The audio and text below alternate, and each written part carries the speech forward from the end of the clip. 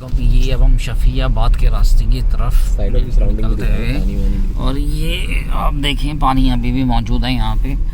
इन जगहों पे हसीब भाई का शुक्रिया करता है जिन्होंने यहाँ वर्किंग की हुई है और जो हमें लेके इन जगहों पे ये वो पंजाबी में कहते हैं ना क्या नाम था इट्टा वाला जो वो भट्टिया ना भट्टा था। हाँ जी ये भी खत्म हो गया भाई पानी में, सब खत्म हो गया, खत्म हो नीचे गिर गया यार। लोगों को ठीक ठाक नुकसान हुआ है, बहुत नुकसान हुआ, बहुत फसलें तो सारी चलेंगी ना।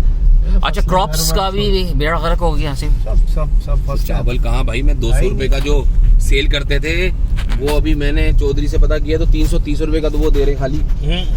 कितना महंगा हो गया। आप देख रहे हैं हर चीज महंगी होती जा रही है और लोगों की परचेजिंग पावर इतनी है ना। यहाँ तक पानी था, ये जो बंद लगाया ना, मैं इधर आया हूँ। अच्छा मैं इधर आया हूँ, ये पूरा जो जहाँ अभी जो सारा बंद लगाया ना, हाँ। मिट्टी का पीछे, ये सारा यहाँ पानी था, यहाँ कुछ भी नहीं था, सारा पानी था।